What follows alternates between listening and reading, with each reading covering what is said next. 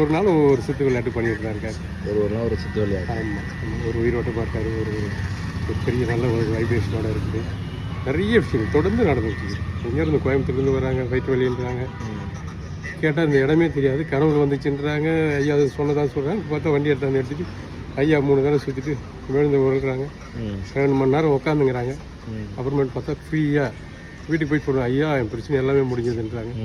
எப்படி நடக்குது, என்ன நடக்குது, ஆட்டோமேட்டிக்காக ஒவ்வொரு தேவையும் அவரே பண்ணிக்கிறாரு. எந்த விளம்பரம் கிடையாது, எந்த ஆளுநர் கிடையாது. 20 வருஷமாக ட்ரை பண்ணிக்கிறாரு. அப்பா காலத்துலேருந்து முப்பட்டை காலத்துலேருந்து கும்பாபிஷேகத்துக்கு எந்த இதுவும் ஒத்துழைப்பு கொடுக்கல. எங்கள் கொள்ளுப்பாட்டம் தான் கும்பாபிஷேகம் பண்ணுது. அது எங்கள் அம்மா தான் கிட்டத்தட்ட ஒரு 30 வருஷம். அவங்க தான் கைங்கரியம் பண்ணிட்டு இருக்காங்க. அப்படி சிசிட்டு தான் அங்கே பிரச்சனை அண்ணாமலை சாமி அவங்கள படம் இருக்கு இல்லையா, எங்கள் கொள்ளுப்பாட்டன். ஓகே, அவர் தான் திருவண்ணாமலை 63 நாயன்மார்களுக்காக ஒரு மடாலயம் கட்டி 10 நாள் தீபத்திருவிழா 6வது நாள் திருவிழா செய்கிறது அவருடைய மடத்தில். அதுக்காக கட்டப்பட்ட மடம் தான். உள்ள இருக்க அண்ணாமலை இருக்க 63 நாயன்மாரும் அந்த மடத்துக்கு வரும். துர்க்கைமன் கோயில் பக்கத்தில் இருக்கு.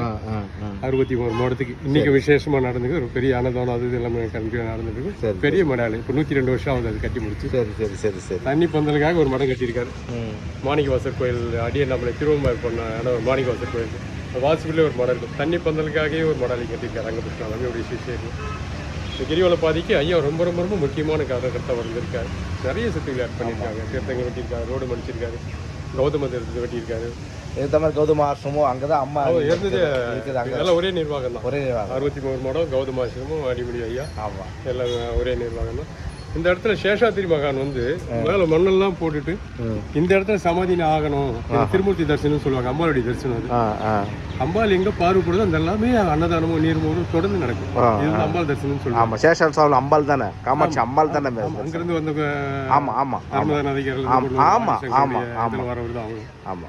இந்த இடத்துல தான் உட்காந்து மண்ணெல்லாம் போட்டு இது பண்ணியிருக்காங்க. ஏதோ காரணத்துக்காக அங்கே வச்சிருக்காங்க. அது அவர் வாழ்நாள் அந்த அவருடைய வரலாறுல குறிப்பிட்டிருக்காங்க.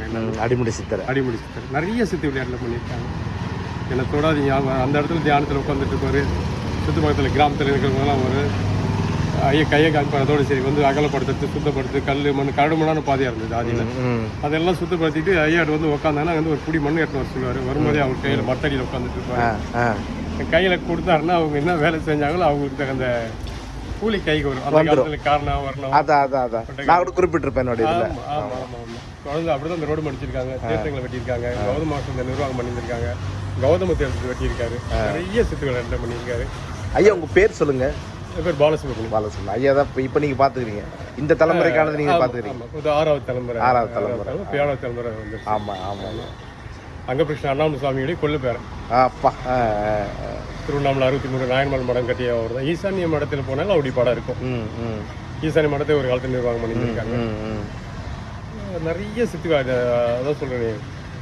அங்க பிரட்சமாவே தான் போவார் அண்ணாமலை. அங்க பிரட்சம் தான் போவார். ஆமா அப்படிதான் கிரிபிரட்சம் அங்க பிரட்சம் அண்ணாமலை சுவாமி. அதை வந்து அண்ணாமலர் கோயிலில் நிறைய குறிப்பிட்டு அவருடைய வரலாறு எழுதியிருக்காங்க. 60, 77 கும்பாபிஷேக மலர்லாம் வந்து அவரை பற்றி நிறைய எழுதியிருக்காங்க இந்த மலரில். அதனால் தொடர்ந்து ஒரு சித்து விளையாட்டு நடந்துட்டு தான் இருக்குது. அதான் சொல்கிறேன். இப்போ 20 வருஷமாக ட்ரை பண்ணிட்டு இருக்கோம் கும்பாபிஷேகத்துக்கு. கொடுக்கல. கரெக்டாக கொரோனா உத்தரவு போட்டு அந்த ரோட்டில் நடமாடக்கூடாதுன்னு உத்தரவு போட்டதுக்கு அப்புறம் உத்தரவு கொடுக்குறாரு. கரெக்டாக 6 மாதத்துல கும்பாபிஷேகம் நடக்குது. அப்பயும் ஆள் நடமாட்டம் கிடையாது. ஆனால் விசேஷமாக நடக்குது. எந்த ஆரம்பம் எந்த விளம்பரத்தையும் விரும்ப மாட்டார். லட்சம் பேர் போனாலும் யார் உள்ள வரணும் அவங்க ஆசீர்வாதம் நினைக்கணும். தினமும் அன்னதானமும் நடக்குது. தினசரி அன்னதானம் நடந்துக்கிட்டு தினசரி அன்னதானம் நடந்து விசேஷமா நடந்துக்கிட்டு. உங்களுக்கு QR கோடு மட்டும் காமிச்சிருங்களா எனக்கு? இங்கே வந்து 18 வருஷத்துக்கு முன்னாடி ஏற்பட்ட என்னுடைய அனுபவத்தை விளம்பர படம் எடுக்கும்போது மிகப்பெரிய பிரச்சனை தான் என்னை காப்பாற்றி விட்டார் ஷூட்டிங் ஸ்பாட்டில். என்ன ஸோ வந்து அந்த இடம் வந்து இங்கே தான் இந்த உட்காந்து என்னுடைய கான்செப்டை சிந்திச்சது இங்கே தான். நான் கஷ்டப்பட்ட நேரத்தில் எனக்கு ஐயா தான் எனக்கு வந்து அவருடைய ஜீவசமாதி. ஐயா தான் எனக்கு வந்து பெரிய உதவி பண்ணி அவருக்கு அவ்வளோலாம் பிடிக்கும்.